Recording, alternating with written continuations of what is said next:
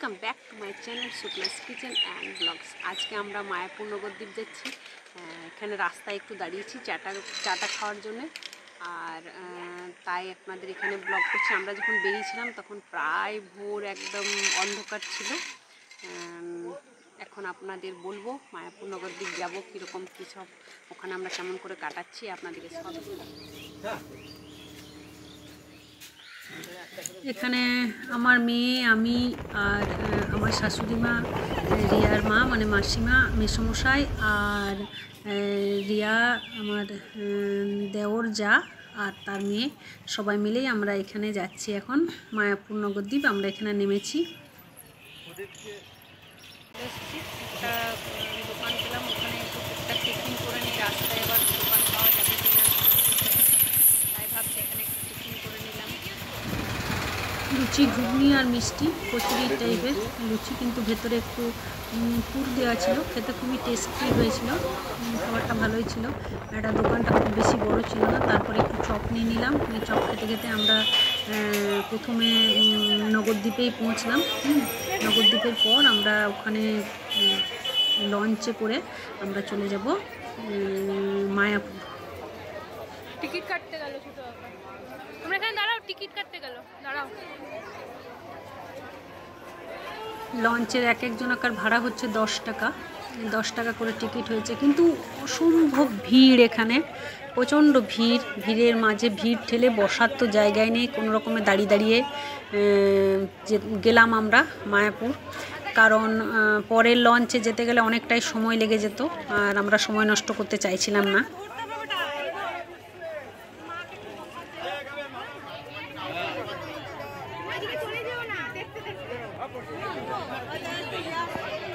দেখছেন কি লোকের ভিড়, এখানে দাঁড়ানোটাই হচ্ছে দুষ্কর। আমরা লঞ্চে নামার সঙ্গে সঙ্গেই কিন্তু অ্যালাউন্স করছিল, যাতে পকেটমার হইতে সাবধান করছিল।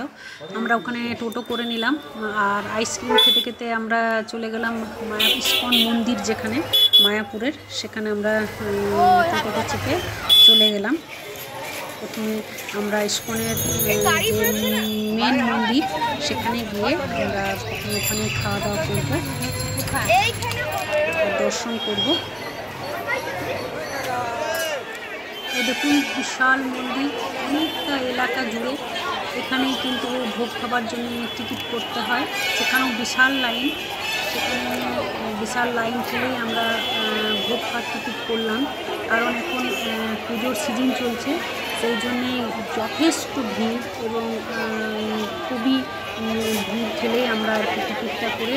আর সত্যি মন্দিরগুলো অসাধারণ। এখানে গোবিন্দর নাম জপ সবসময় হচ্ছে, ঠাকুরের গান হচ্ছে, আর দেখতে খুবই ভালো লাগছে।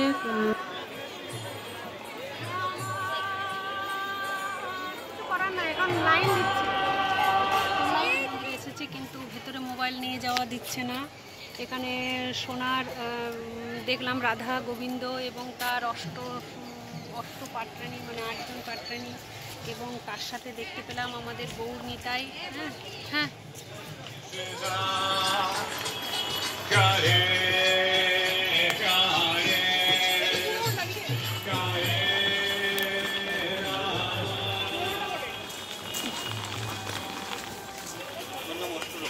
ইস্কন মন্দিরটা সত্যি খুব সুন্দর সাজানো গোছানো। অনেক মন্দির এখানে, অনেকগুলো মন্দির এখানে আছে, যথেষ্ট সাজানো গোছানো। দেখুন চারপাশটা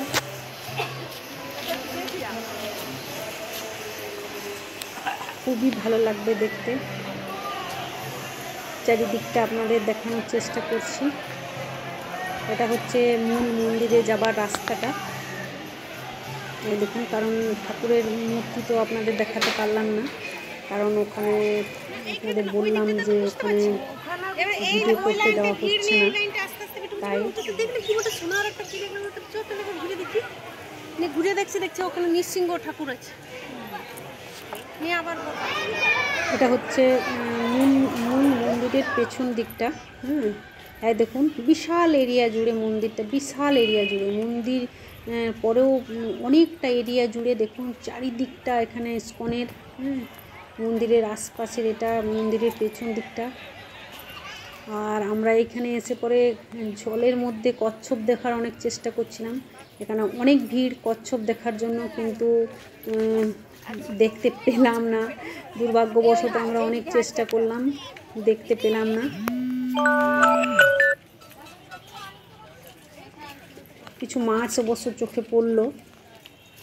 এই দেখুন দারুণ সুন্দর ভিউটা, তাও কিন্তু আমরা দেখা ছাড়িনি, চেষ্টা করেই যাচ্ছি যে যদি কচ্ছপটা দেখতে পাই। আমরা ওখান থেকে বেরিয়ে আবার একটু চারিদিকটা ঘুরে দেখছিলাম, মন্দিরের আশপাশটা চারিদিকটা আমরা ঘুরে দেখছিলাম। এই দেখুন আবার চলে এসেছি। কচ্ছপটা আমাদেরকে দেখতেই হবে, শেষমেশ একটা ছোট্ট মতো কচ্ছপ, খুব ভালো করে দেখুন, ওখানে একটা দেখতে পেয়েছি। বড় কচ্ছপটা আর আমাদের দেখা হলো না, আমরা অনেক চেষ্টা করলাম কিন্তু আর দেখতে পেলাম না।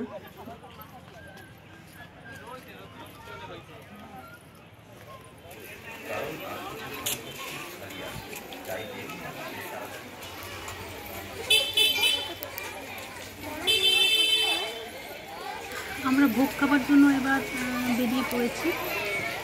এখানে ভোগ খেতে গেলে বিশাল লাইন হয়েছিল, যেটা আমাদের প্রথম জানা ছিল না। ওকেশনে প্রচণ্ড ভিড় হয়, কোনো পুজো বা কোনো উৎসবে যদি আপনারা যান তো প্রচণ্ড ভিড় হয় এবং সব কাউন্টারে ভোগ পাওয়া যায় না। একটা কমন কাউন্টার করা হয় এবং সেখানে খুব নর্মাল ভাত ছেঁচড়া এরকম ভোগ খাওয়ানো হয়। আপনারা পুজো বা কোনো অকেশনে গেলে বাইরে খাওয়ারই চেষ্টা করবেন, কারণ প্রচণ্ড ভিড় ঠেলে ভেতরে যেতে হয় খাওয়া দাওয়ার জন্য, যেটা সত্যি সময় সাপেক্ষ, অনেকটা সময় নষ্ট হয়। ওই কারণে আমরা পরের মন্দিরের যে পাশের মন্দিরটা, যে সেই ঠাকুর আমরা দেখতে পাইনি। ভোগ খাওয়ার জন্য ওখানে বন্ধ হয়ে গেছিলো, একটা নির্দিষ্ট সময় বন্ধ হয়ে যায় মন্দির, তাই আমরা গেছিলাম কিন্তু মন্দিরটা দেখতে পাইনি। প্রচণ্ড ভিড়, আপনারা দেখতেই পাচ্ছেন, প্রচণ্ড ভিড় হয়, যথেষ্ট সময় লাগে। আর সত্যি কথা বলতে এমনি ফাঁকা টাইমে গেলে আপনারা নিশ্চয়ই ভোগ খাবেন, এবং সেটা ভালোই করে। আমরা এর আগেও গেছিলাম, তখন ভালোই ভোগ খেয়েছিলাম, কিন্তু এই সময়টাতে প্রচণ্ড ভিড়।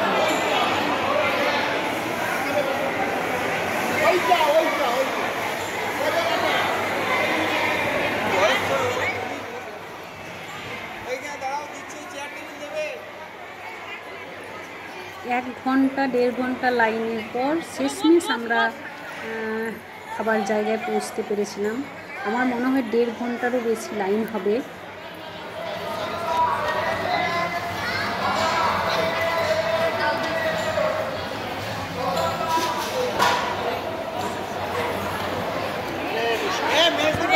হরে কৃষ্ণ হরে কৃষ্ণ।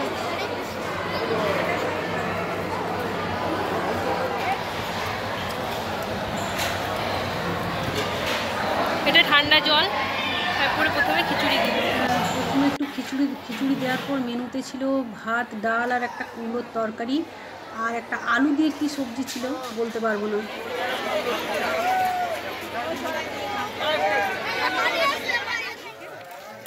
থিয়েটার, হ্যাঁ টিকিট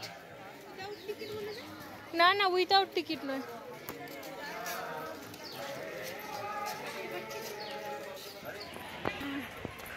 এটা হচ্ছে মন্দিরের পিছন দিকটা। এখানে ওই জলের মধ্যে আমরা দেখলাম নানা রকম মাছ। এখানে বাগানের খুব সুন্দর, বাগানটা আশপাশটা খুব সুন্দর, বাগানটা চারিদিকে সবুজ গাছ, পরিবেশটা সত্যি খুবই সুন্দর। আপনাদেরকে প্রথমেই বললাম ইস্কনের পাশের মন্দিরটা বন্ধ ছিল বলে আমরা ঠাকুর দর্শন করতে পারলাম না এবং মন্দির ভিতরেও যেতে পারলাম না, তাই আপনাদেরকে আশপাশটা দেখিয়ে দিচ্ছি একটুখানি। এখানে মাঝে জল, খুবই সুন্দর মন্দিরটা, সত্যি খুবই ভালো দেখতে, দর্শনের মতো জায়গা।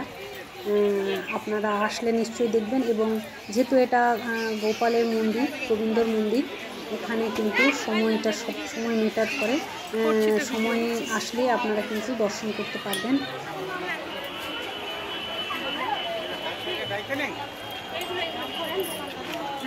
মায়াপুর এসেছি, তাই একটা মেঘলা নিয়ে নিলাম। এখানে সত্যি ভালো সুন্দর।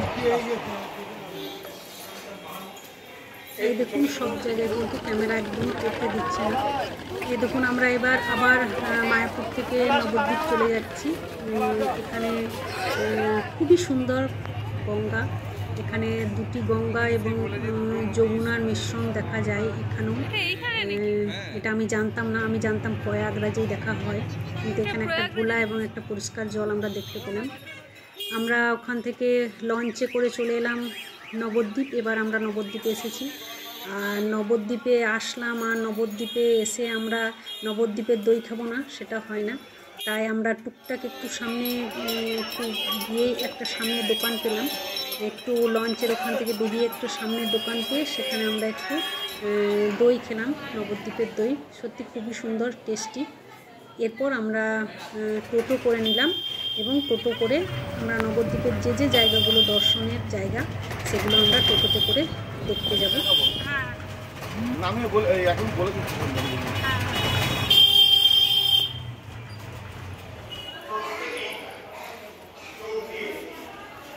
এখানে একটা খুব সুন্দর রাধা গোবিন্দের মূর্তি ছিল, কিন্তু আপনাদেরকে দেখাতে পারলাম না, কারণ এখানেও ক্যামেরা করতে দিল না।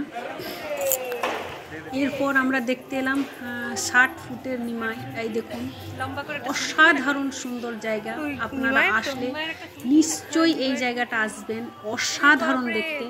এবং এখানে একটা মিউজিয়াম আছে, সেটাও দেখার মতো, এবং সবসময় ঠাকুর নাম হচ্ছে। খুবই ভালো জায়গা, আপনারা নবদ্বীপ এলে এই জায়গাটা নিশ্চয়ই দেখবেন। এখানে 10 টাকা করে টিকিট নিয়ে ঢুকতে দেওয়া হয়, কিন্তু তবুও এই জায়গাটা দর্শনের জায়গা এবং খুবই ভালো, আপনারা দেখে খুবই আনন্দ পাবেন।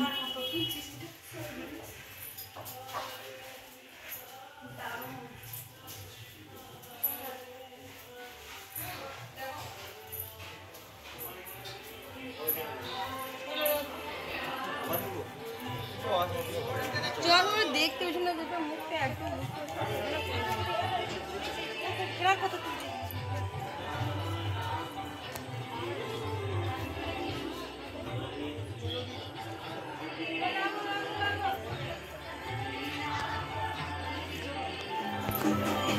অন্য ডাল, সবজি, পনির, চাটনি 60 টাকা এখানে পাওয়া যায়।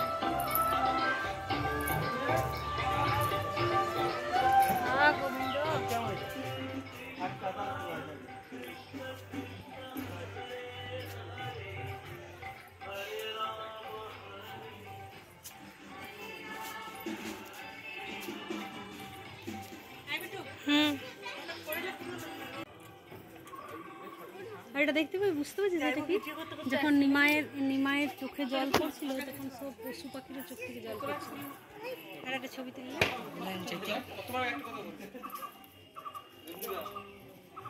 গোবিন্দ সমস্ত সখাদের সাথেই খেলছে।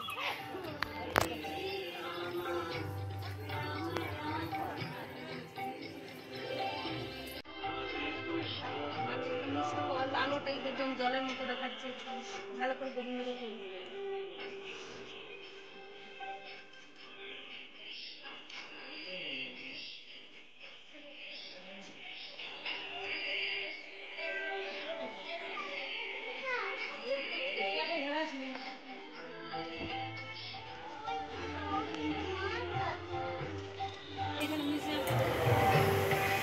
এটা হচ্ছে মিউজিয়ামটা, খুবই সুন্দর, নানা রকম গোবিন্দের নানা রকম লীলা যিনি জন্মের সময় করেছিলেন, সমস্ত লীলা দিয়ে এখানে লক্ষ্মীনারায়ণ, জগন্নাথ এবং নানা রকম সমস্ত ঠাকুরের দর্শন এখানে আপনারা পাবেন, সমস্ত অবতার পাবেন, নৃসিংহ অবতার, সমস্ত অবতার এখানে এই যে মিউজিয়াম আছে সেই মিউজিয়ামের মধ্যে পাবেন। মিউজিয়ামটা আপনারা অবশ্যই দর্শন করবেন।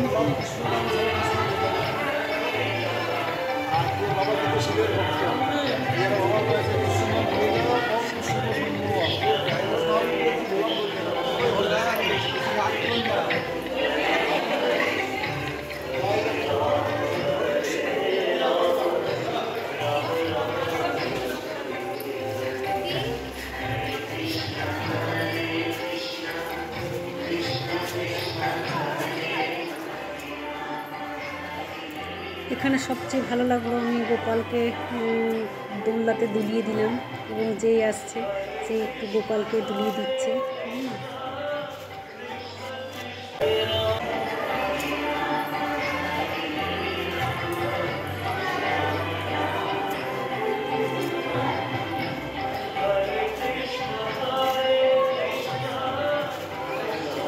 অষ্টসখীর সাথে গোবিন্দ, অষ্টপাটরানীর সাথে এই মূর্তিটাই আমরা ইস্কন মন্দিরে দেখলাম, একটু অন্য ধরনের, ওটা সোনার বলছিল। ঠিক আছে। এই দেখুন আমার মেয়েও একটু গোপালকে দুলিয়ে নিল। এই দেখুন এখানেও একটা গোপাল বসে আছে, আমাদের লাড্ডু গোপাল।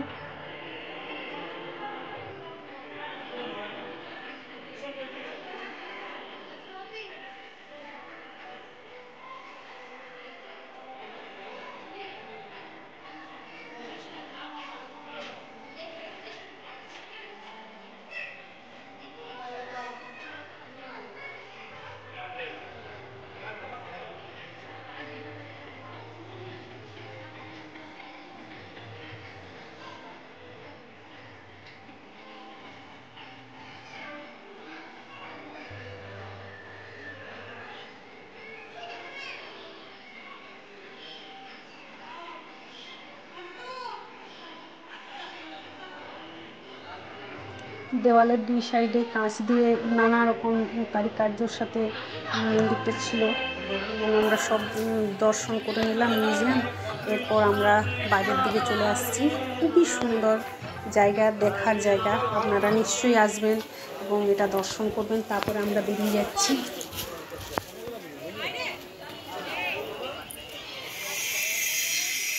এরপর আমরা চলে এসেছি নিমাইয়ের জন্মস্থান। এই দেখুন আশপাশটা দেখে নিন, খুবই সুন্দর এবং এখানে একটা মন্দিরও আছে। এখানেও আমাদের নিতাই গৌরাঙ্গ মহাপ্রভু আছেন। এখানে হচ্ছে যেখানে নিতাইয়ের জন্ম হয়েছিল, এই নিবাসটাকে তাই বলা হয় নিতাইয়ের জন্মস্থান। কিন্তু অনেকেই বলে যে এই গাছটা গঙ্গাতে চলে গেছিলো, যেটা অরিজিনাল আর কি নিমাইয়ের জন্মস্থান, সেটা গঙ্গায় তলিয়ে গেছিল।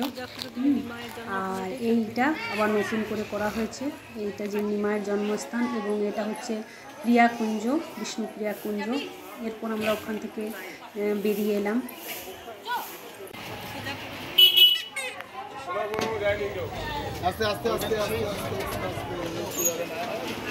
এখানেও ছবি তুলতে দেওয়া হলো না। এই দেখুন এখানেও গৌরাঙ্গের মূর্তি ছিল। আমরা ওখান থেকে বেরিয়ে এবার আমরা চলে আসছি যেটা হচ্ছে মেন এখানকার, সেটা হচ্ছে সোনার গৌরাঙ্গ দর্শন। আমরা এখানে সোনার গৌরাঙ্গ দর্শন করতে এসেছি, যেখানে 5 টাকা করে টিকিট লাগে প্রত্যেকের। এখানে ভেতরে আছে সোনার গৌরাঙ্গ।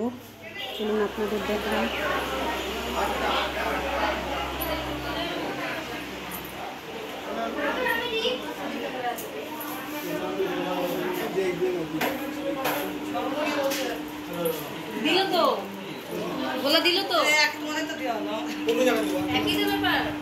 ভালো করে দেখবেন, সিংহাসনে যেটা বসে আছে সেটি হচ্ছে সোনার গৌরাঙ্গ, তার সাথে সুচিমাতা গোপাল প্রচুর ঠাকুর আছে। এরপর আমরা বেরিয়ে গেলাম। এরপর আমরা যাব আমাদের নিমাইয়ের চরণ, যেখানে নিমাইয়ের চরণ রাখা আছে, সেখানে আমরা গিয়ে ওখানে দর্শন করব।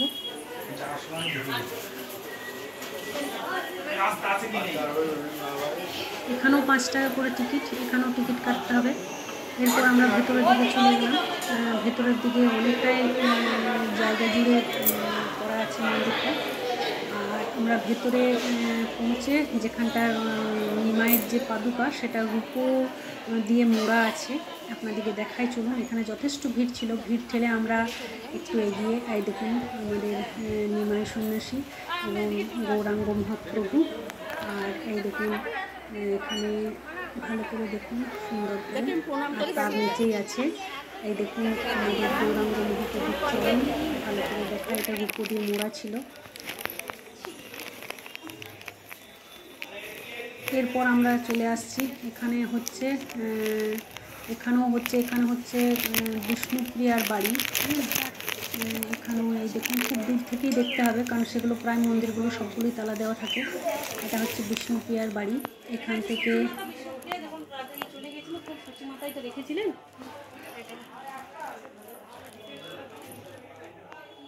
সচি মাতার বিষ্ণুপ্রিয়ার বাড়ি এটা।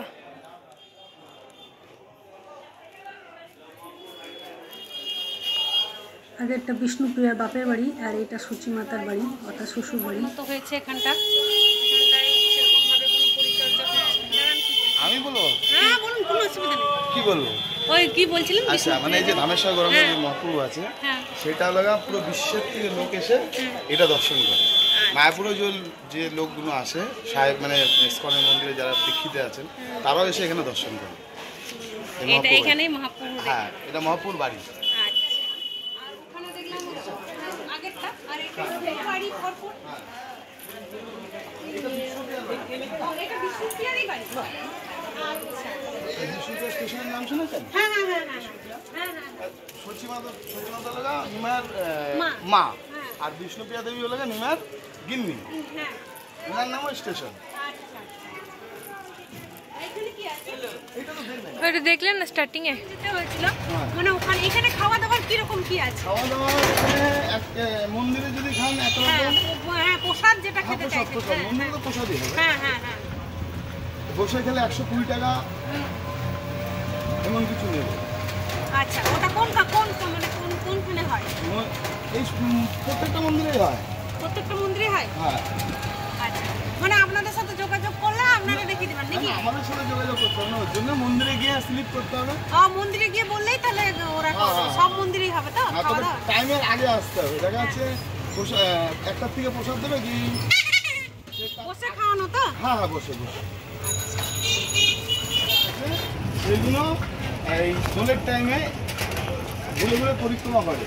আচ্ছা 9 দিন 10 দিন 12 দিন ধরে আচ্ছা পরিক্রমা হয়, মানে সবাই এসে এখানে থাকেন। আচ্ছা, তাহলে বাকি 8টা দ্বীপ কোথায় আছে? বাকি 8টা দ্বীপ 8 জায়গা আছে। আচ্ছা, এটা 9 নম্বর দ্বীপ, ওই জন্য এটা নবদ্বীপ। হ্যাঁ, এটাই মেন দ্বীপ। দাদা আপনার নামটা যেন কি বললেন আরেকবার বলুন? সুমন ঘোষ। সুমন ঘোষ। আপনার এখানেই বাড়ি? হ্যাঁ, আমার ওই প্রথম যে মন্দিরটা দেখলেন, আচ্ছা আচ্ছা, রাধারানী মন্দির, হ্যাঁ হ্যাঁ হ্যাঁ। ওর পেছনে আমার বাড়ি। আচ্ছা, তাহলে আপনি এখানকারই বাসিন্দা, তাহলে এখানকার সম্বন্ধে আপনি তো জানবেনই। আপনার নবদ্বীপে সব আদি জিনিস পাবেন। হ্যাঁ আর আরেক আছে মায়াপুরে, যেটা আর কি কাজীর বাড়ি, মাসির বাড়ি, এইগুলো। ওইগুলো তো কিছুই দেখতে পেলাম না। আমরা সেই মন্দিরে গেলাম, ইসকনের মন্দিরটা, ওখানে সোনার যে ঠাকুরগুলো ছিলেন ওইটাই দেখলাম, আর তো কিছু দেখতে, বাকি তো সব মন্দির বন্ধই হয়ে গেছে। ওটা তো মানে ওখানটাতে নাই, ওটা আছে দুটোর সাইডে। এই আপনাদের গাড়ি হ্যাঁ হ্যাঁ, এই তো ওইটা আছে একটু দূর সাইডে, মানে মায়াপুর স্কন মন্দির থেকে আরো দূরে, যেটা কাজীর বাড়ি, নিমাই মাসির বাড়ি। ওটা আপনাকে এই টোটো করে, ওদের সাথে এই টোটো করে ওদিকে বলে তারপর ওখানে। হ্যাঁ হ্যাঁ।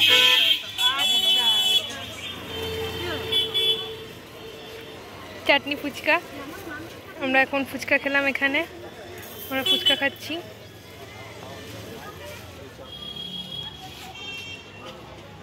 নিয়ে নাও, বেশি খাবো।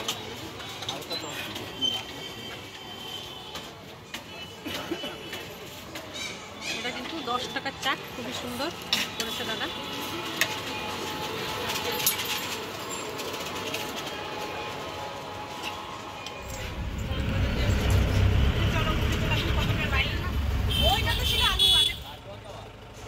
আমি নবদ্বীপের ভ্রমণের ফ্যামিলির সাথে নবদ্বীপ ভ্রমণের যে ভিডিওটা এখানেই শেষ করছি। আপনাদের যদি আমার এই নবদ্বীপের ভ্রমণ ভিডিওটা ভালো লেগে থাকে, আমার চ্যানেলটিকে সাবস্ক্রাইব করুন, আমার ভিডিওটিকে লাইক করুন, আর কমেন্টের মাধ্যমে নিশ্চয়ই জানাবেন আপনাদের আমার ভিডিওটি কেমন লেগেছে।